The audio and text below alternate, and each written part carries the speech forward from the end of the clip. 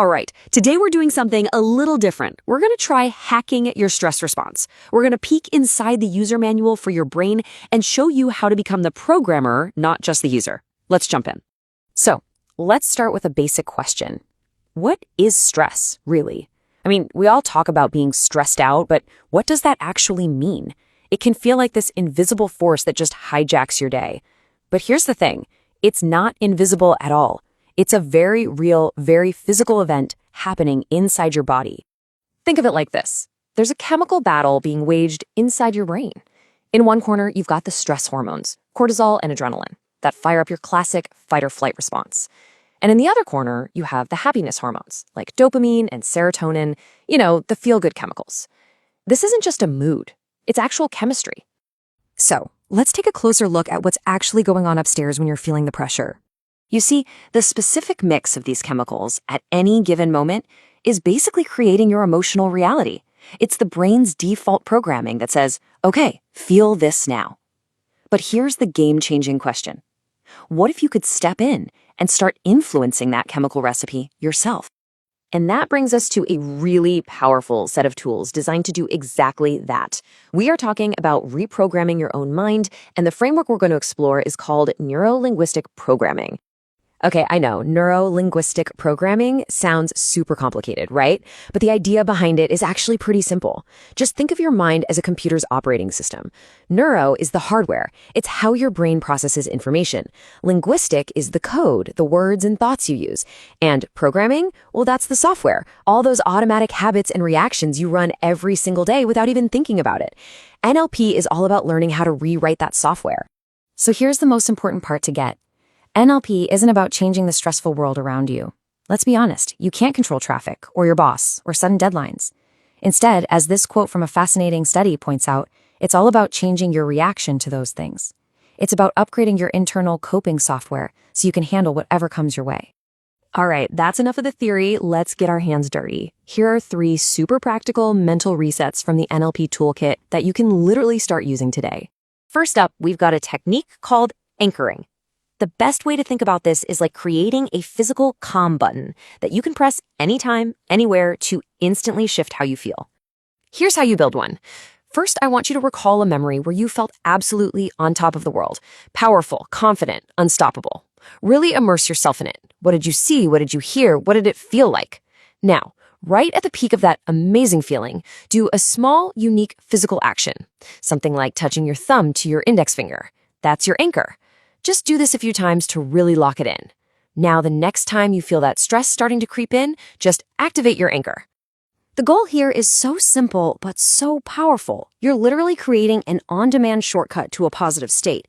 It's a way to access calmness anytime. Okay, on to our second technique. This one is called reframing. Now, where anchoring changes your emotional state, reframing changes your perspective on the whole situation. The process is incredibly powerful. First, you just have to catch that negative thought as it happens. You know the one, this project is impossible. Then, instead of just accepting it, you challenge it. You ask yourself, wait a minute, how else can I look at this? And finally, you replace it. This is impossible suddenly becomes, this is a chance to show everyone, including myself, that I can do hard things. You're not denying reality, you're just changing the meaning you give it. And that small mental shift, it's huge. By consciously choosing your perspective, you can literally shift a feeling of fear into a genuine sense of empowerment. All right, our third and final rapid reset is called the swish. This is a super fast visualization trick for basically overwriting an unwanted mental image with a much better one. Here's the drill. First, get a really clear picture in your mind of the thing that stresses you out. Got it? Okay, now create a picture of how you want to feel. Maybe it's you looking confident, successful, totally calm. Now for the fun part. In your mind's eye, take that negative image and just whoosh, shrink it down into a tiny little dot, while the positive image explodes to fill your entire mental screen. Do this 5 or 6 times, really fast, like swish, swish, swish. You're literally carving a new, more positive neural pathway in your brain. Now, I know what some of you might be thinking right about now. This sounds interesting, maybe even a little bit out there, but come on, does this stuff actually work in the real world? Well, let's look at the data. Researchers went into one of the most high-pressure environments you can possibly imagine, a hospital's critical care unit. They took a group of nurses, people who deal with life and death stress daily, and trained them in these exact kinds of NLP techniques. And the results were, well, they were stunning. Just look at this. Before the training, the nurses' average stress score was 121. After the NLP training, it plummeted down to 65. That's not just a small drop. Their reported stress was nearly cut in half. This is proof that these mental techniques can have a massive, measurable impact. Now, these NLP techniques are incredible tools for hitting the reset button in a stressful moment. But to build real, long-term resilience, we need to talk about the foundation everything sits on, our daily habits. Think of it this way. These habits support all your reprogramming work. A simple gratitude practice literally retrains your brain to scan for the positives, which makes reframing so much easier.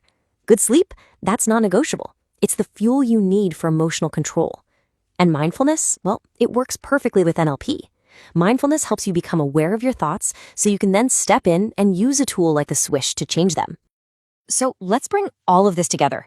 If there's one single idea to walk away with, it's about agency. It's about taking control. Here's the bottom line.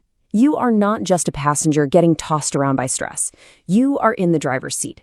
Your brain might have some default programming that runs automatically, but you have the ability to pop open the hood, to debug the system, and to write new, better, more effective code for handling whatever life throws at you. And that leaves us with one final thought. If you could open up your own source code right now and reprogrammed just one of your automatic stressful responses, what would you choose?